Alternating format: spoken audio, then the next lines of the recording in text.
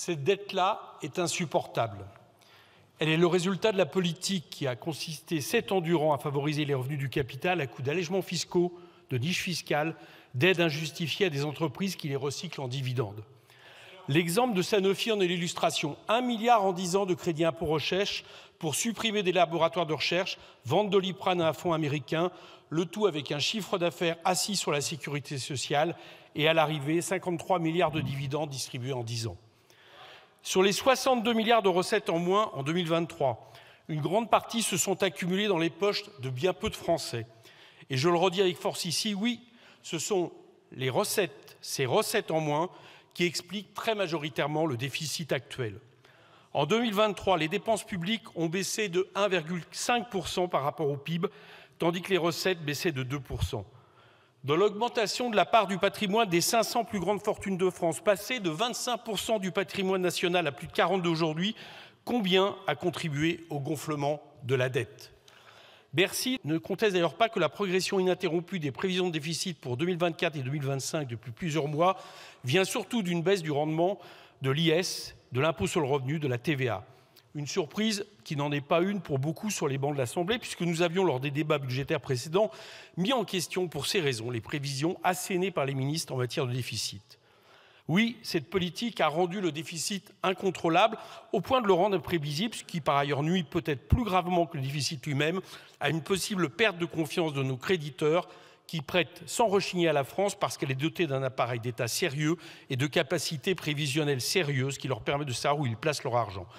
Voilà d'ailleurs pourquoi je proposerai mercredi à ma commission des finances de se transformer en commission d'enquête sur les raisons qui ont conduit à la variabilité de ces prévisions passées en 6 mois de 4,4% du PIB à 6,1%.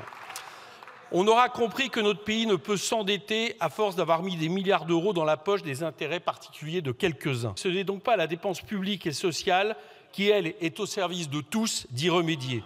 Ce sera le débat central des projets de loi de finances de l'État et de la sécurité sociale.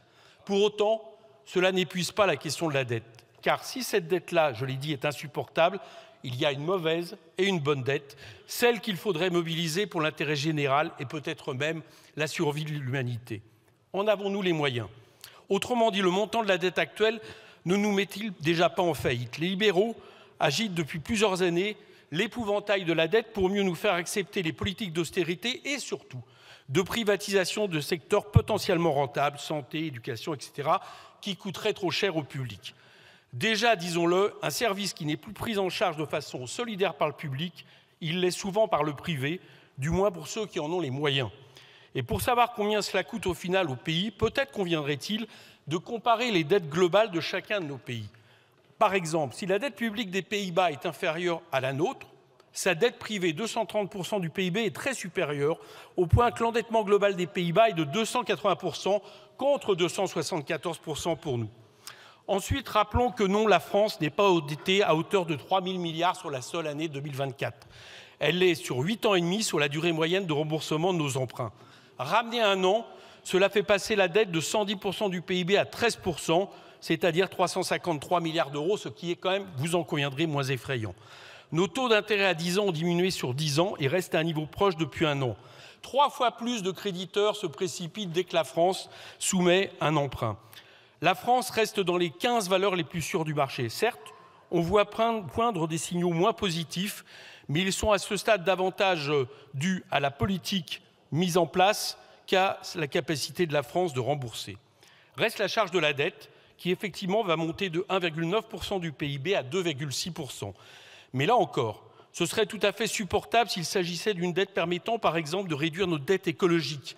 Celle-là est prioritaire, et je suis ravi que Michel Barnier l'évoque, mais ça semble un peu un vernis. La preuve, le budget en matière environnementale va diminuer de 16% l'an dernier, alors que selon I4C, il faudrait d'ici 2030, à législation, réglementation à changer, 50 milliards d'euros de plus d'investissement de l'État et 23 milliards des collectivités territoriales pour atteindre les objectifs climat. Le rapport Draghi parle, lui, de 800 milliards au niveau européen. Ce besoin massif d'investissement en matière environnementale, mais aussi de santé, d'éducation, de logement, réclame donc des fonds qu'une seule année de production des richesses ne peut assurer, même si un meilleur partage des richesses pourrait l'améliorer. La vraie question, à partir du moment où cette dette nécessaire, c'est à qui elle appartient. Et je préconise pour ma part de recourir à la même façon à la dette qui a été empruntée par la Banque centrale européenne pendant le Covid, et qui consistait non pas à être soumis au marché, mais à produire nous-mêmes notre dette et donc en être souverain. Merci.